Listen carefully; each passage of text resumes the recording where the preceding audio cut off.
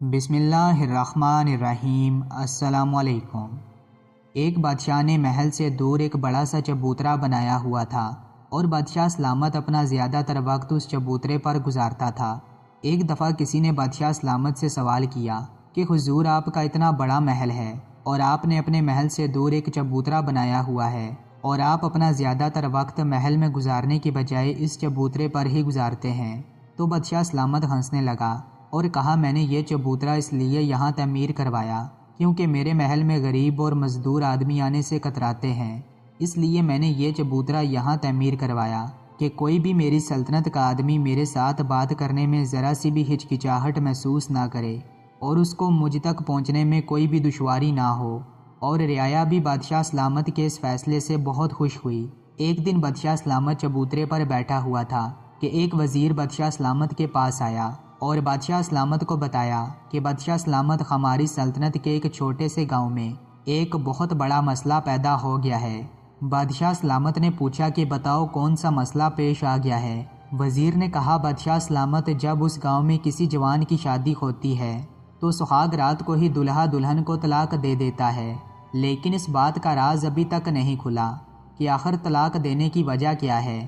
یہ سن کر بادشاہ نے کہا کہ ایک یا دو کی طلاق ہونا شاید اتفاق کی بات ہوتی، لیکن اب معمول بن گیا ہے تو یہ کوئی اتفاق نہیں۔ پھر اس کے بعد بادشاہ سلامت نے اپنے عقل مند وزیر کو اس گاؤں میں بھیجا کہ جا کر پتہ لگاؤ کہ آخر اس گاؤں میں کیا مسئلہ ہے۔ اس کے بعد وزیر اپنے گھوڑے پر سوار ہو کر اس گاؤں میں پہنچ گیا۔ جب وزیر اس گاؤں میں پہنچا تو اس نے پورے گاؤں کا چکر لگایا، لیکن وزیر کو کوئی بھی سراغ نہ ملا۔ اس کے بعد وزیر اس گاؤں کے بزرگ کے پاس گیا اور اس سے پوچھا کہ کیا تم اپنی شادی میں کوئی عجیب و غریب رسم و رواج کرتے ہو؟ تو اس بزرگ نے کہا کہ ہمارے دین میں رسم و رواج شامل نہیں ہیں۔ جب وزیر کو اور کوئی راستہ نہ ملا تو وہ اپنے سپاہیوں کو ساتھ لے کر اس گاؤں کے تمام شادی شدہ نوجوانوں کو پکڑ کر بادشاہ سلامت کے پاس لے گیا اور بادشاہ سلامت سے عرض کیا، بادشاہ سلامت، آپ ان سے معلوم کریں کہ آخر شادی کی پہلی رات کو انہوں نے اپنی بیویوں کو طلاق کیوں دے دی۔ یہ سب سننے کے بعد بادشاہ سلامت نے اپنی ننگی تلوار ان کے سامنے رکھ دی اور ان نوجوانوں سے پوچھا کہ تم نے ایسا کیوں کیا؟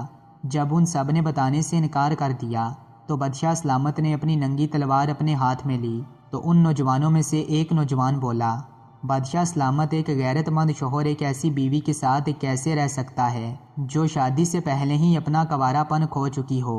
یہ سن کر بادشاہ بڑا حیران و پریشان ہوا اور اپنے وزیر کو حکم دیا کہ جاؤ اور لڑکیوں کے گھر والوں کو لے کر آؤ۔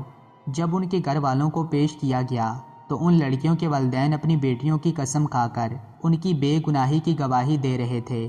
بادشاہ سلامت کی سمجھ میں کچھ نہیں آ رہا تھا۔ پھر بادشاہ سلامت نے اس وزیر کو کہا کہ اب تمہارا کام یہ معلوم کرنا ہے کہ آخر اس گاؤں میں ایسا کیا ہوتا ہے کہ اتنی پاک باز اور شریف لڑکیاں شادی سے پہلے ہی کسی کے ساتھ زنا کرنے کے لیے تیار ہو جاتی ہیں۔ اس کے بعد وزیر اس بزرگ کے پاس گیا اور کہا، آپ مجھے اس جگہ پر لے جائیں جہاں تمام گاؤں کے لڑکوں اور لڑکیوں کا نکاح پڑھاتے ہو۔ تو بزرگ اس کو ایک سنسان جگہ پر لے گیا، لیکن اس جگہ پر پہنچنے سے پہلے تمام گاؤں والوں کو ایک خفیہ غار سے گزرنا پڑتا تھا جس کے درمیان جا کر بالکل اندھیرا ہو جاتا تھا۔ آخر وزیر اس غار سے نکل کر اس جگہ پر پہنچ گیا، مگر وہاں بھی وزیر کو کوئی سراغ نہ ملا۔ پھر وزیر نے بزرگ سے کہا، تمہیں اس مجرم کی تلاش کرنے میں میری مدد کرنی ہوگی۔ بزرگ نے کہا، میں کیسے آپ کی مدد کر سکتا ہوں؟ تو وزیر نے کہا، تم گاؤں میں ایک دلہے اور دلہن کو تیار کرو اور ان کی شادی کرانے کے بعد اس کی ڈولی میں دلہن کی جگہ میں بیٹھ جاؤں گا، اور جب ڈولی گھر پہنچے گی تو اس کے بعد میں سب کے سامنے آؤں گا۔ پہلے تو بزرگ حیران پریشان ہوا، لیکن اسے وزیر کی بات ماننی پڑی۔ جب ڈولی اٹھنے لگی تو وزیر دلہن کا لباس پہن کر بیٹھ گیا۔ جب ڈولی اس غار کے درمیان سے گزری تو اچانک اندھیرا چھا گیا اور 3 خطرناک شکل کے آدمی سامنے آئے، جن کو دیکھ کر ڈولی اٹھانے والے نوجوان وہاں سے ڈر کر بھاگ گئے۔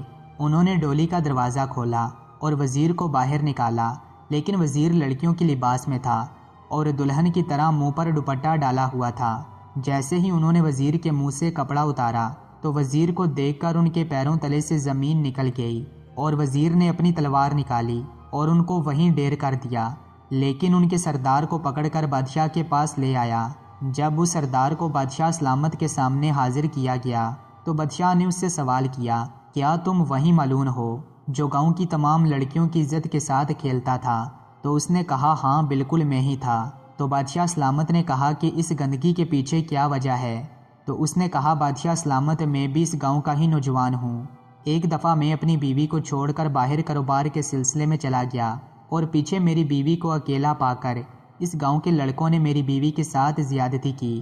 جب میں واپس آیا تو میری بیوی خودکشی کر چکی تھی اور اس بات کا ثبوت ایک کاغذ پر میری بیوی نے لکھ دیا تھا۔ میں نے بھی اس دن سے ٹھان لیا کہ میں اس گاؤں کی کسی بھی لڑکی کو کنوارا نہیں رہنے دوں گا۔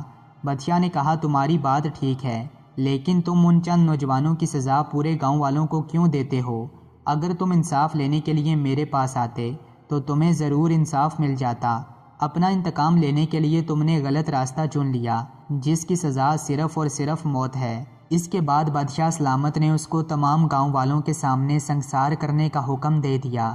پھر بادشاہ سلامت نے کھوج لگا کر ان لڑکوں کو بھی تلاش کر لیا جنہوں نے اس کی بیوی کے ساتھ زیادتی کی تھی، اور پھر ان کو بھی سنسار کر دیا گیا۔